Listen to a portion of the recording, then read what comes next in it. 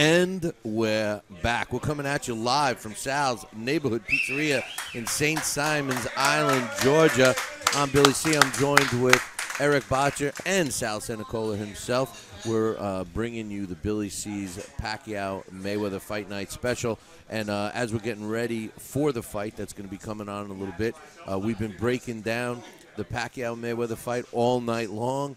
And I guess we should look at some final thoughts on this fight. We're talking about the lines. We're talking about different advantages or disadvantages for both fighters. We're talking about the referee and the judges and the glove situation. I know, Eric, we just talked briefly outside, and you made a comment that I haven't heard about. Tell us about the mouthpiece. You said that the mouthpiece of Floyd Mayweather is how much money did he pay? $25,000. What the heck kind of a mouthpiece is that? I mean, for $25,000, and it's protecting his teeth. I mean, why is it $25,000? Well, it's more than teeth. I'm sure it's the TMJ. It's the shock absorber for the jaw not to go back and knock him out. What Right? makes it worth $25,000? What it's made out of. I mean, he's actually has jewels cut up, money cut up. I mean, it's just a gimmick. But it's just it's absurd. So when Manny Pacquiao knocks that mouthpiece down his throat, he's going to be swallowing $25,000 worth of mouthpiece. If that mouthpiece gets knocked out into the crowd, somebody's sprinting out of the arena real quick. So let me ask you, is that what they mean when they say put your money where your mouth is? There you go. There you go. But let me ask you this. Now, we all know, and maybe you guys out there listening don't know, but every single fight, the fighters are required to bring 2 mouthpieces to the ring. Just for that reason, Eric, if they lose a mouthpiece, it gets hit into the 3rd row. That corner is able to get another mouthpiece and get it ready so the fight can continue. The both mouthpieces worth $25,000, or if he gets the $25,000 mouthpiece hit in the 3rd row, does he put a regular old $9.99 one in? He puts this like the $59 mouthpiece. he puts a cheap one in, right? He puts a cheap one in. But unbelievable, you know. I mean, that just goes to show you. Like I've always said, you know, if I got to clean his couch, I could probably retire from the loose change that's in his couch. I mean, $25,000 for a mouthpiece. Yeah, I mean, look, Amir Khan, I think in his last fight, his trunks cost, or he claimed that they were worth $50,000 from, you know, and it was the trunks were donated. He didn't actually pay the money. But, you know, it's just a gimmick. I mean, it's just something that people can go ooh and on, wow, and it's like it means nothing other than it's, quite frankly, a waste of money. That's why I went retro in my comeback. There you go, Sal. And, you know, in case you missed it, during the fight, just to keep you guys posted, the pay-per-view is going to start in less than a half hour, actually 27 minutes from now, 26 minutes and 50 seconds as we speak.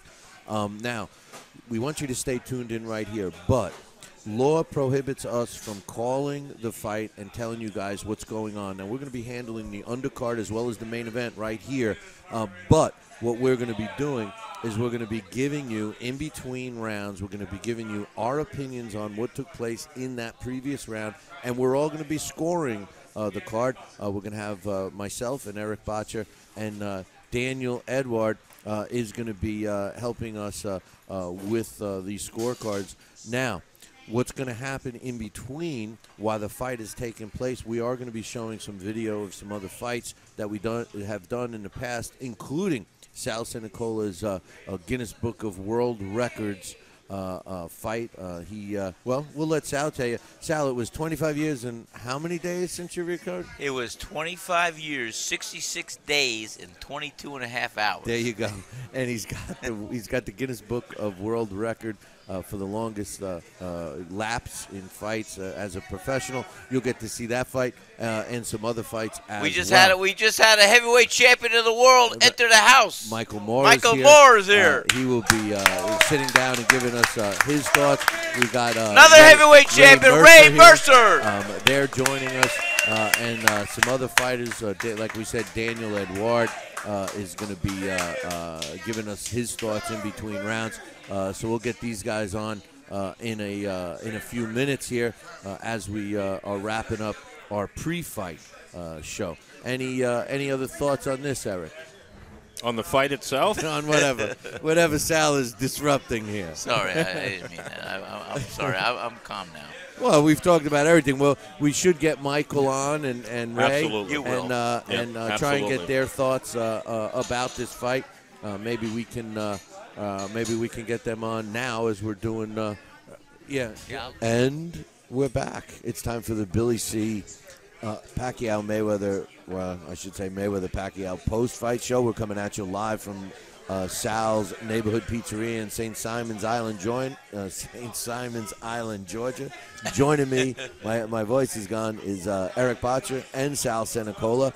We just got finished watching Mayweather defeat Manny Pacquiao by unanimous decision. Two of the judges scored the fight 116-112, and the third had it 118-110.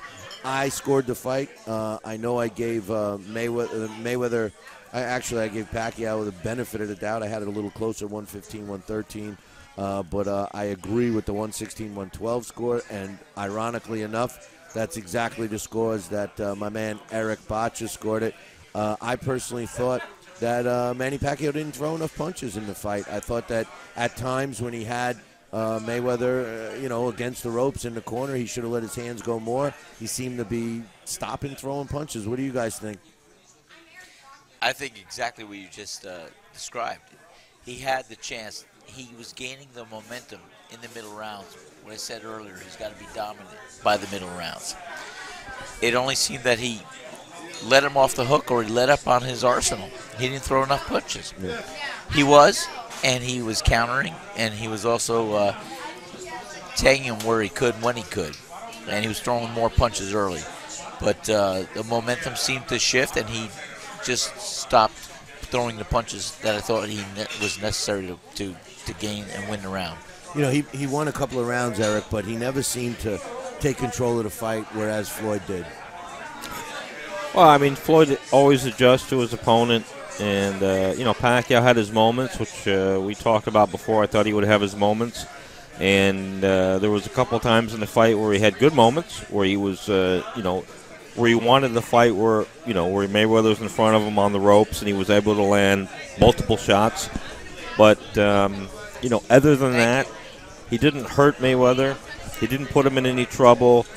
He didn't get him. Mayweather was never behind in the fight. Mayweather won the first two rounds, so Mayweather was able to control the action from then on to do what he wanted to do.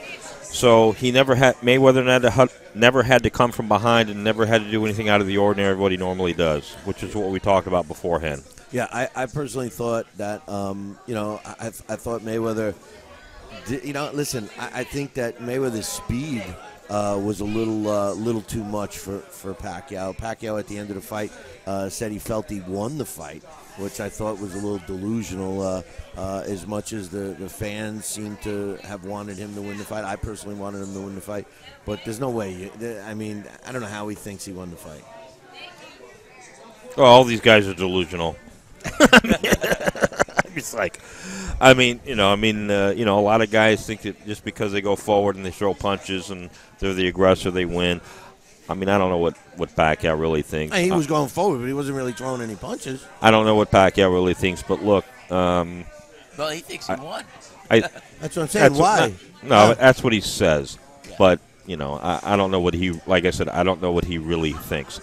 But an event like this, when both guys come out and they're healthy and nobody's hurt and they've made a ton of money and it was competitive and the people enjoyed the show, honestly, I think they're both happy. Look, Pacquiao, I know he wanted to win the fight just as much as Mayweather wanted to win the fight, but, no one got embarrassed and, no one walked out of the arena complaining about the fight, in my opinion. It was a good fight, not a great fight, a good fight. Both guys performed, and, I thought that each guy would fight just how he normally fights for the last few years, which is exactly what happened, and Mayweather won. Well, someone asked me before we went on air, Sal, if I thought that we should see a rematch, and I said no. I have no interest in seeing a rematch.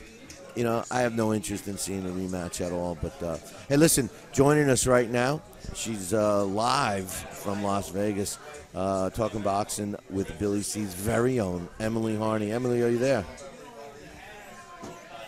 Yes, I can hear you fine. What'd you think?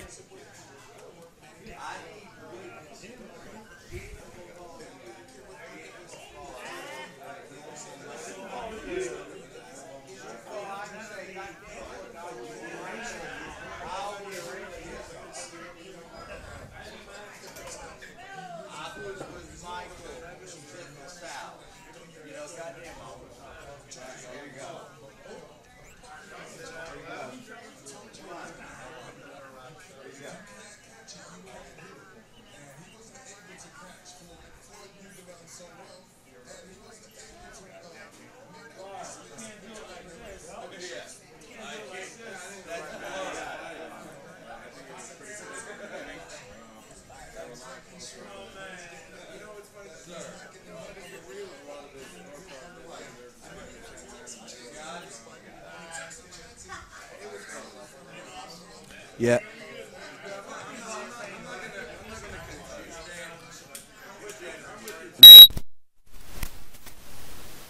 See a rematch. There's no reason to. I don't know where Manny thinks he won the fight, but it is what it is. I'm just curious to know what's next for Floyd. I mean, who do you think Floyd should fight next? He says he's fighting in September.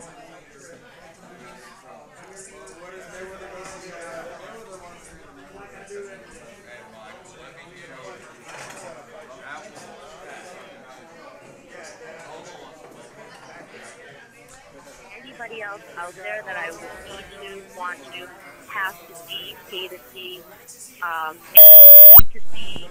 So I really think that that's the only person that I want to keep in there with. Will that ever happen? Probably not. He's planning on retiring in September. I just don't see that happening that fast. Yeah, I don't see him getting in the ring with Triple G. I just don't. He's going to have his last fight in September, and he's not going to try and challenge himself with that. That's for sure.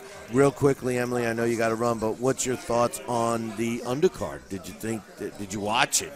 Were you interested any bit? Yeah, I mean, Jesse looked good, but the undercard cards were in, and I didn't really expect much about them because I knew what we were getting into for a main event. I think that's one thing that I know boxing fans don't always understand, but when you get a cover fight, a caliber fight like this, I don't usually expect that undercard to be that fabulous and that entertaining, and it really wasn't. I'll take it for what it's worth. The hype out here, the atmosphere, it was all an unbelievable experience. I don't think we'll ever see anything like this again in the next 10 years. If we do, then that's awesome for us. But, this is something that happens, I think, in boxing very rarely. Like, you see it happen more often, but it's just not there. Emily, was the crowd mostly for Pacquiao? It seemed like it, because it seemed like Floyd got a lot more than you would expect in an area like this. Right. So it seemed like they were more pro Pacquiao. And you looked at, what the people were tweeting in terms of numbers of who they wanted to win. You know that they wanted to see Pacquiao. And then not so much for the fact that he's the better fighter, but just to shut him up. I think that's what a lot of people were feeling. I know that's what a lot of people I would talk to were feeling, that they understood Floyd was a great fighter, is a great fighter, but they just wanted somebody to shut him up. And not necessarily, in terms of what he's got for skills, which is, that wow. Yeah, no doubt. I'm one of those guys. But, Emily, thank you for taking the time. I know you're out in Vegas enjoying the atmosphere there. And we're going to be back live Wednesday, so we'll miss you this week. But the following week, we'll be looking forward to you. All right, sounds good. Thanks a lot, Emily. You're welcome. Take care. That's Emily Harney. She's live in Vegas. And I guess you pretty much saw the same exact fight we saw, Sal. Yeah, I did. I shared the same opinion as Eric and Emily. She very smart woman, great assessment of the fight. And, I too agree. I don't really care to see a rematch because you know what? I didn't see the urgency from Pacquiao to do what he should have done. Yeah, that's from a the middle rounds. There's a sense of urgency yeah, a you're fighter right. has. No, and I think you know what? You don't ever feel you're in control of a fight and you're going to win a fight. I think you put it great. He fought with no sense of urgency. No sense of urgency. Yeah, no, you're right. And you know what? I'm not going to pay for that again. I'll tell you what. I think that, Eric said that you think everybody left the arena or turned off their sets after watching it and spending their money, that they got their money's worth. I don't think they did. No. I don't think they did. It was a good fight. It wasn't a great fight. No. And like I said, it was. You can't want something more than the fighter wants. And that never happened. So I didn't see the burning desire to win and to make it happen and to control a fight and to control a situation. You know what? You want to fight. You want to put yourself in a fire. You're going to get burned, but you got to go into the fire. And I didn't see that. No, he didn't take many. Pacquiao didn't take the chances I felt he should. But no. Joining us right now is a regular on the Talkin Boxing with Billy C show, my man Dax Khan. Dax, are you there? Dax, are you with us? I can't hear Dax, so I guess we lost him. But I think you hit it on the head, Sal. I think that Manny Pacquiao fought with no sense of urgency, and you got to give Floyd Mayweather credit, Eric, because he fought the smart fight. I mean, he was counterpunching. I think his speed was a little too much for Manny, and I think his movement was too much for Manny. I mean, I thought the fight went how I thought it would go. Only, Mayweather came out strong like we thought, and made Pacquiao try to play catch-up. Look, at an elite level, you can't go barreling in there against anybody. No. Whether it's against Pacquiao or Mayweather or whoever, you're going to get torn up. And Pacquiao knows that. Pacquiao's an elite fighter. He did, he fought the best fight that he could. Could he have been more active? Yeah. But, I mean, he was trying to time Mayweather. You saw those shots that he was throwing. He threw some knockout shots. He just wasn't able to land them because he was trying to time them. He couldn't quite catch the right timing. He had a few moments. I thought both guys fought the best that they could. I would like to see it. Look, I'd rather see him fight Pacquiao again than Danny Garcia or anybody else, because Pacquiao still has a chance, if he catches Mayweather with one of those timing shots, to hurt him. He stunned Mayweather at one point, and Mayweather came back. Mayweather's against the ropes, and when Mayweather shakes his head no, he's been shooken up a little bit. That was the signal. He's been shooken up a little bit. Yeah. Pacquiao's capable of doing that at any time in the fight, from the first round to the 12th round. Would like to see these guys fight again. If they're both going to fight again, absolutely. Yeah, well, Floyd said after this fight that he's fighting in September. Maybe we see it. Okay, this time we're going to see if we can get Dax again. Dax Khan, are you on the line this time? I'm on the line this time. I don't know what happened the last time. What's your thoughts of the fight? The fight was average. There was nothing spectacular about that fight. It was average. For the build-up and the amount of time that everybody waited for this, it didn't live up to to any of their past fights. Neither one of them did anything really spectacular, and you've seen a reason why that Manny Pacquiao hasn't looked good in his last few fights, and you've seen a lot more in Floyd Mayweather in this fight than you did even in the Marcos Maidana fight. Now these guys, it's time for them to move on, because these younger guys that are coming up, especially even, Amir Khan, who was calling him out, the way Manny Pacquiao was able to chase him around and catch him, and, Floyd not really being able to hurt Manny at all. Amir Khan, you question his chin, but, with his hand speed and combination, he'd be a terror for Floyd Mayweather. You got Kell Brook, with his strong jab, something that's always given Floyd Mayweather trouble in the past. Anybody who's ever used a strong, stiff jab against Floyd Mayweather has always given him the biggest issue, and Kell Brook has power. I think he's a guy that, would really beat Mayweather. This was a farewell fight. It was a great event, but as far as it being an epic fight for boxing, not even close. In terms of, one of the fights that people look back on and they say, oh, do you remember that? Nobody's ever going to say, do you remember what happened in the Floyd Mayweather-Manny Pacquiao fight? All anybody's ever going to remember is the event of it. Well, they're going to remember that Floyd Mayweather won. I think Pacquiao's going to remember that, especially. you know, I can't believe that Manny Pacquiao actually thought he won the fight. I think, Dax, that he just didn't throw enough punches. But, you know, we got to give credit where credit's due. Floyd won the fight. There's no question. I think I was more than generous by scoring it what I did. I think realistically 116, 112 was the right Let me score. cut in here. How many mega fights have we seen where there've been actually memorable mega fights? We've seen a lot, you know, and not even, you know, mega fights. Name three. You know, Eric, you know, fights just even on a lower caliber. Name that are more no. We're talking about this is a 6-year build-up. Yeah, we're talking about mega fights. So name three of them right away. Well, And name three right off my head. Yes. Ali Frazier, any of them. Ali Foreman, any of the Ray Leonard, Tommy Hearns one. Ray Leonard Hagler, Tommy Ray Leonard Hearns Hagler. and Duran. Ray Leonard Duran. yeah, Wow. Mike Tyson, Frazier, Evander Ali. Holyfield. Mike Tyson, Lennox Lewis. Mike Two Tyson, guys who Evander were past their Holyfield. best, just like these guys are. More memorable, more exciting fight. Yeah, no, I agree with Ali Frazier. I agree with those fights too. They were more memorable. I mean, listen, this was a critical fight that had to take place, and Floyd was a better fighter. I mean, end of story. I don't think it was an exciting fight. No, I'm not saying it was an exciting fight, but most of these mega fights that are built up, the last one being Lewis Tyson, the time before that being De La Hoya Trinidad. You know, we can go back through history. Most of these fights don't live up to the hype because the hype is so great. And this fight, I mean, it wasn't bad. It wasn't great. I mean, it wasn't nobody walked away from that fight going, it was a horrible fight. You know, these guys are terrible. You know, it wasn't, look, I thought the fight was going to go the way it went. You know, Mayweather is just slightly better than Pacquiao, and he outboxed him. He did what he had to do to win the fight. And also, I mean, Cal Brook beating Floyd Mayweather, I mean, that's insane. Well, this fight was very hard to live up to the hype.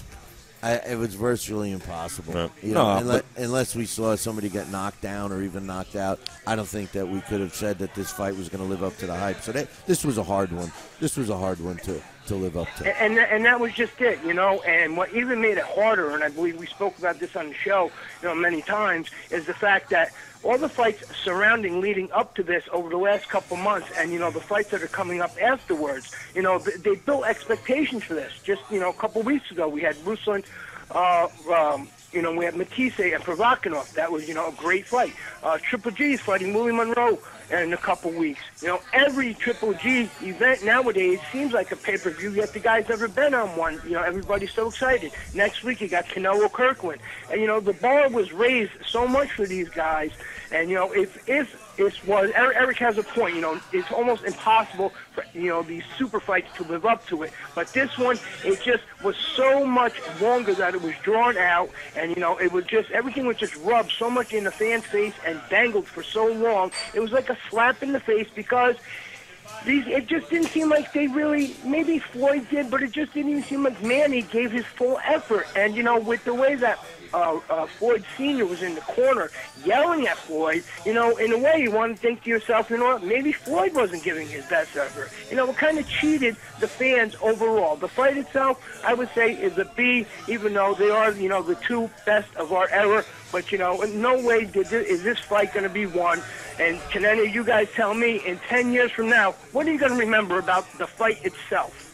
Listen, other than Floyd won. Listen, I think it's, as much as I wanted Manny Pacquiao to win, because I honestly did, I think we have to give Floyd credit for preventing Manny Pacquiao from doing the things that he should have been doing, and the same things that we're criticizing Manny for. All three of us here said that we felt that Manny Pacquiao didn't throw enough punches. Well, was it Manny Pacquiao just not throwing punches, or was he feeling that he couldn't connect? Floyd wasn't there for him to connect. Floyd, exactly he kept moving, but he was counterpunching. He was landing.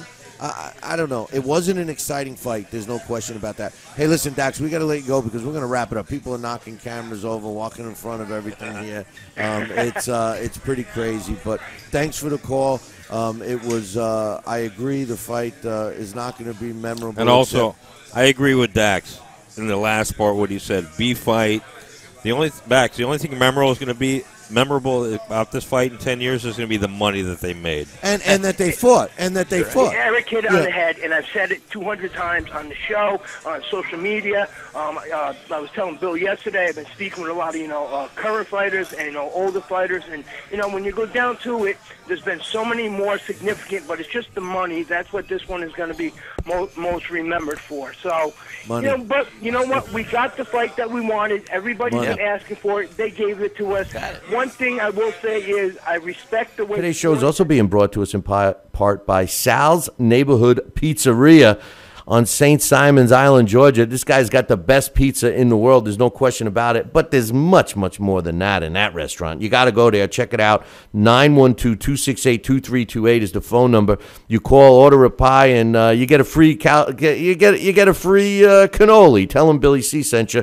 And you can check out the menu on his website, www.salsneighborhoodpizzeria.com. And speaking of Sal Rocky Cenicola. Sal Rocky Cenicola is joining us right now from St. Simon's. What's up, Sal?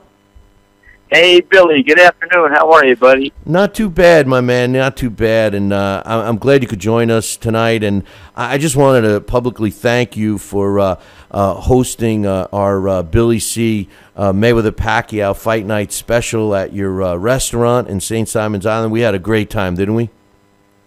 We had a great time, and I'll tell you what, we had a great time. The only thing anticlimactic about the night was the fight, but I'll tell you what, we'll get into that. Well, it was a great gathering. We had a lot of your fans follow you down to the island, and a lot of great people. I was very impressed on the turnout, and as I said, it was just a magical evening. We had great celebrities there join us, and we had great food. The screen was perfect, that big 8-foot screen, and we pulled it off. It happened, and it was great. Yeah. I want to thank you so much for bringing your crew down and making it a great night.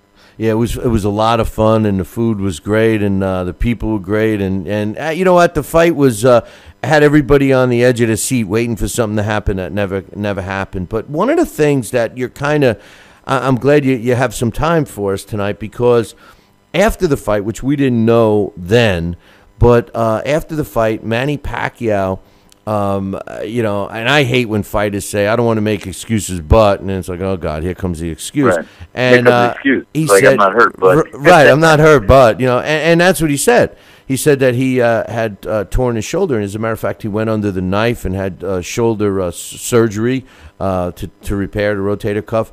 And that's something that you've experienced. And he went on with the fight. Now, for everybody watching or listening that don't remember, Sal Cenicola had a great career several years ago. And his career ended not on his terms. And he made a comeback a couple of years ago, broke the Guinness Book of World Records after...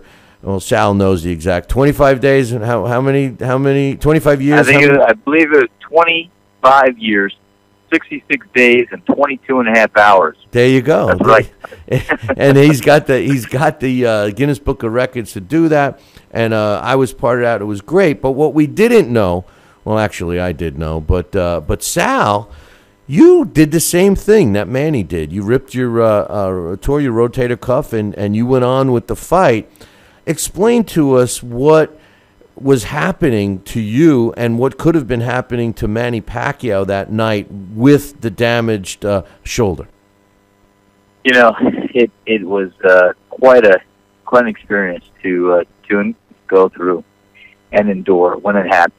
Probably about 10 days to 2 weeks before the fight, I completely tore my right shoulder, my right rotator cuff, right in half, and I had an MRI done. Our local sports doc here was the guy. I was under his care. Great guy, and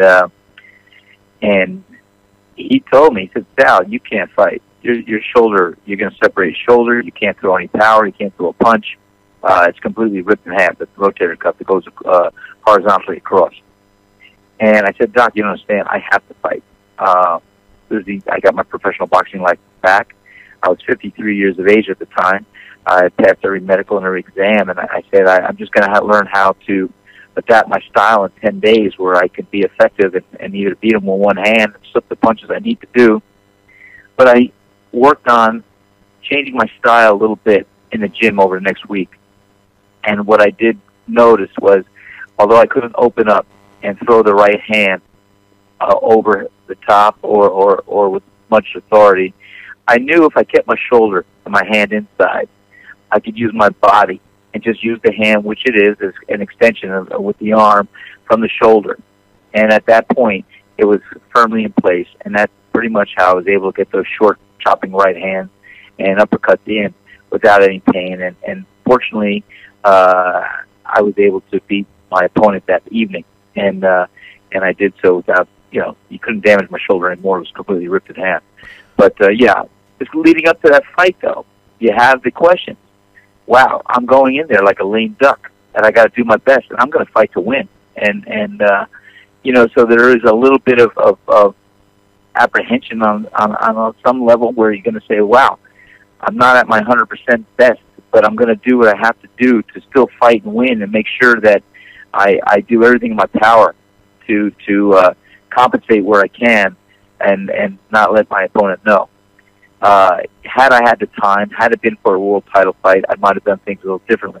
But for my comeback fight, I thought it was something I could just keep to myself and be able to pull it off. Unfortunately for me, I did, and that was it. But there was the same apprehension, the same questions, the same indecision, but that I'm sure Manny faced. However, I locked it in my mind that, hey, all I got to do is adapt and change my style a little bit, and I could just still be effective, and I could still win this fight. And as I said, fortunately for me, I did it, and it worked out in my favor. With Manny, I can't believe that he had a torn rotator cuff before the fight. What I think happened, and we'll never know because after the fight he had it. And but I think what happened was that he injured his shoulder and it was strained. Is it possible to strain like a rotator cuff? Is it, and then by doing too much with it, it tears worse and worse? I mean, is that possible? Oh, sure, anything is possible. I mean, I first injured my rotator cuff, like I said, about 10 days, 2 weeks before the fight, doing what I always professed I'd never do, run at night. I tripped over a tree root, I went down, I sprawled out my arm, and the next thing I knew, it was injured. And I did an MRI then, and it was a slight tear. It wasn't all the way torn. And I still trained, and I was okay. I just held back on my right. And then actually sparring the next day, I was sparring with Joseph, and he threw a pretty hard right hand. I blocked it with my right hand, but as I caught his right hand, my right shoulder and hand extended back as I absorbed the power of his punch into my glove of my hand. And it was like a stretch of a strained rubber band. I felt it go back until it couldn't go back any further, and it actually snapped. I felt it snap right while I was sparring. And I knew at that time I had something very bad happen. And that's the one I went to Dr. Morales, and we did the MRI, and that's exactly what it showed. Well, a completely torn rotator cuff. So it's very possible it could have happened during the fight, and Manny would have just at that point say, hey, I hurt my shoulder. He wouldn't have known the severity of the tear. He would have just felt the pain and guessed that, hey, you know what, it's limiting me to extend my punches with the power I need. But he could have still adapted to do what he could do and get through the fight. And maybe that's what he did. I'm not sure. We'll never know. I think what happened, and if you watch the fight, I think what happened in this fight is that he could have strained his shoulder before the fight, and during the fight, especially in the first part of the fight, he was throwing punches, and he was throwing a lot of punches. I think he damaged it worse then, because towards the end of the fight, he wasn't throwing any punches, and especially the 12th round where, you could argue that the fight was close, or, or you could even, if somebody told him the truth and said you need a knockout, you would have expected him to come out and, whether they had to find his arm in the third row, he would have went all out, and he didn't, so either the pain was excruciating or what. But anyway, that's what it appears to me. And that was it. I was less impressed with Pacquiao or with Mayweather than I was disappointed in Pacquiao. I mean, Mayweather came to the fight. He did exactly what I thought he would do. He fought a smart fight. He fought a defensive fight, and he fought a fight with his style that was going to yield him a victory and a win, and he did. Pacquiao, I didn't get the sense of urgency. I didn't get the sense of, wow, this is my moment to shine. This is what I have trained my whole life to face and to do.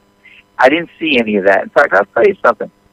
I was talking to Rod, who you met, and we noticed, I think Pacquiao came into the ring. He didn't look like he warmed up quite a bit. He was dry, and I questioned that. But the bottom line is, during the whole course of the fight, I saw him in the early rounds, as you did. He threw a few more punches. He even had an opportunity. I think he caught Mayweather with one or two good shots. But he didn't have that sense of urgency to really just put them together and cut that ring off, stay in the pocket, and fire the guns the way he should have and could have, and unfortunately didn't do. Yeah, no, he didn't, and they're going to have a rematch, but I don't think we're going to see anything different. But anyway, No. Now, did you get a chance to see the follow-up fight this past weekend between Canelo Alvarez and James Kirkland? It was the anti-Mayweather Pacquiao fight. Did you get a chance to watch that one?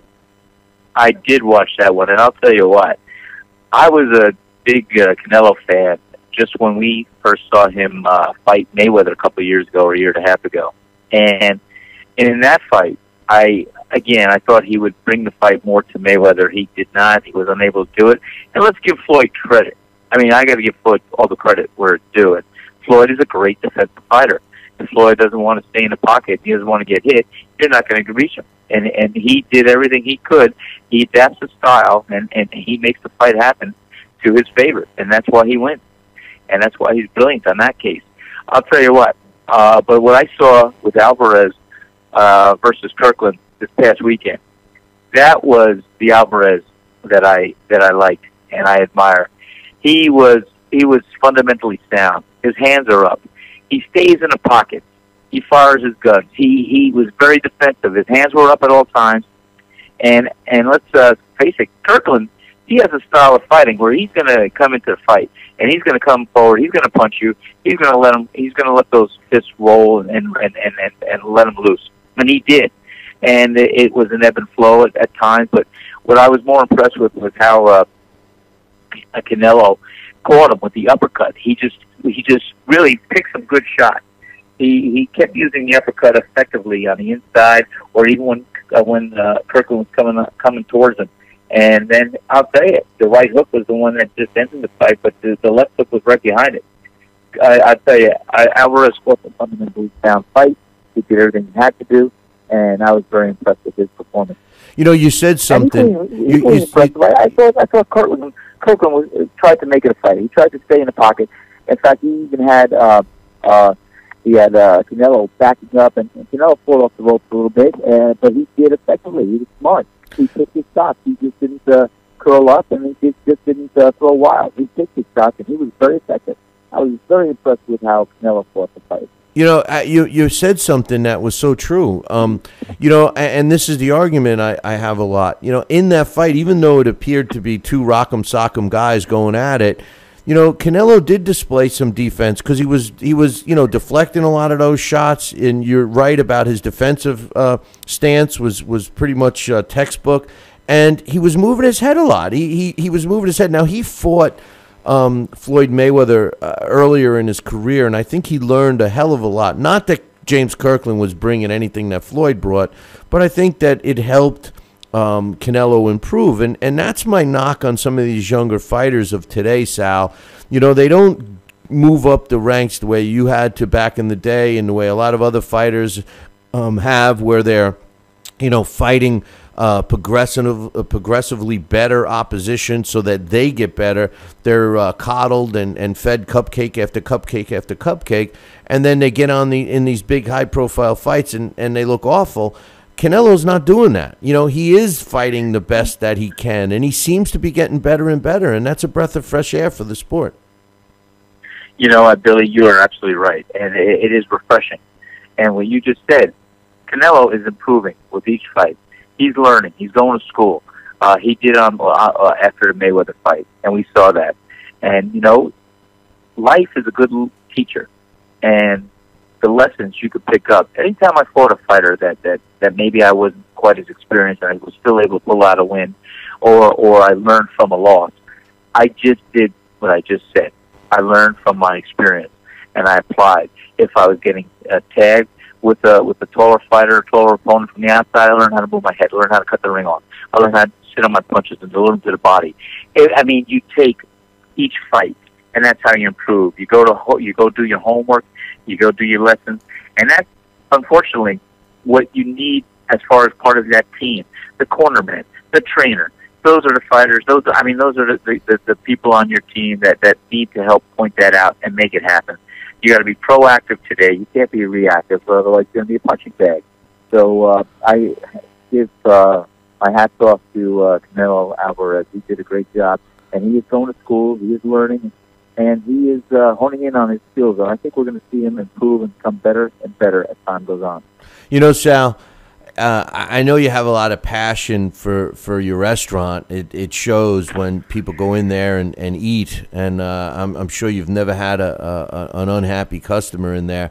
But I'll tell you, you definitely have a passion. I can hear it for the sport of boxing. And I know you and I, obviously we're friends outside of this show, but we've talked a lot about trying to get you back in, and I don't mean inside the ring. I mean back in the sport. I'm ready to make that comeback. Yeah, I know. Stop. We're not letting you. We've already there's a big picture of you with a red X through. I sent it to all the commissioners, so yeah, that's not happening.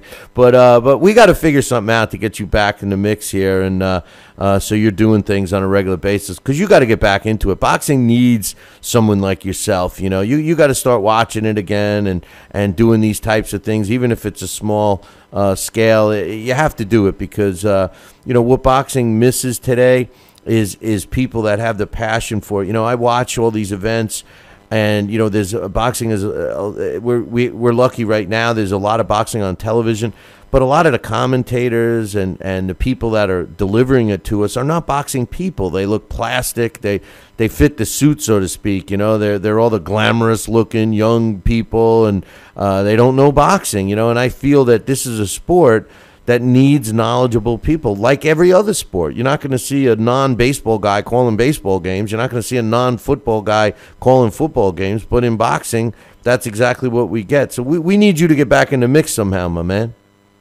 Well, Billy, I'll tell you what. It would be a privilege and an honor. And you're right. The passion and the fire. I feel the fire in the belly, fire in the heart. Boxing is, and I'm a boxing purist, and I just love how the fight and how the training and how the sport has evolved and then hasn't evolved. I mean, it's something that I am passionate about, because it's the ultimate battle. It's the ultimate test of a warrior, with the Marcus of Queensberry rules applied, and the conditioning, the intensity, the fire. When I fought my first 10-rounder, and we went the distance, it took a lot to just stay in the fight for 10 rounds. And mentally and emotionally, you got to... We're losing you, Sal. Can you hear me? Do you hear me now? Yeah, now I hear better? you. Yeah, you were fading out to nothing, man. So we got everybody. I just want to give you a shout out. We got everybody in the chat room right now talking pizza, and don't be surprised. Don't be surprised if you start getting some calls, because we got a guy. My man Alex, he's got a pizza place in Connecticut that ships them all over, Smalls or whatever. They, I don't know if he knows what they do. They vacuum seal them and overnight them, FedEx and stuff. So these guys are all, they're trying to tell me. We had one person in there say you can't mess up pizza, and I'm like, what, are you kidding me? That's like, yeah, of course you can, man. I can't. Let me tell you, there's no good pizza where I am, and I'm in upstate New York. There's no good. There's one pizza place here that's okay. It's not even nowhere near what you guys have, and all of that stuff. So don't be surprised. My man Chris, he was at our thing. He's in the chat room now. The kid that was at the event at your place, he's in there sticking up for you. So good, nice guy, man. Nice guy. Hey, that. Next time you throw him a cannoli, you know what I mean? I mean, throw it to him. Throw it. He'll catch it. Absolutely. I'll toss him a cannoli. Yeah. Hey, Sal, we got to get you on more often, and just give me a call. in the morning or something. And we'll schedule. Maybe we could do this as a regular thing. If you do your homework and you watch some of these fights, we'll get you on so you can give us your thoughts. I will. I'm ready to hone in and develop another skill along the lines of boxing. So thank you for the opportunity, Billy. I want to say hello and thank everybody for listening to the program today. And I thank everybody. And I do love boxing. It is such a beautiful sport. And let me tell you, there should only be one champion per weight class. Then they should go 15 rounds. But that's another opinion we can talk about another day. Yeah, well, that's definitely something we should talk about. And hopefully we can do another event at Sal's Restaurant. We will. We'll do that again. So thank you again for all the opportunity to come on and say hi to all your fans and everybody. It's a privilege for me, and I thank you so much. All right, my man. Listen, I'll talk to you soon, all right? Take care, buddy. Keep it going. All right, take care. That's my man, Sal Rocky Cenicola, and he's calling us from St. Simon's Island, Georgia. You could check out his pizzeria restaurant online, www.salsneighborhoodpizzeria.com. Give him a call, 912-268-2328, and tell him Billy C sent you. He told me that if you mention Billy C when you place an order, he'll try your cannoli. His shoulder still hurts a little, so don't make him throw it too far. But Sal's got the passion. That's what we need in this sport, man. We need passion. I'm gonna get him. He's gonna be on the show. I'll tell you what. I'm gonna talk him into it. If he can tear himself away from his busy day, because he works his ass off for his business. There's no question about it. If he could tear his ass away, we're gonna get him on. We'll get him doing some stuff, because this is what I want. I want passionate guys. But anyway, I mean, come on.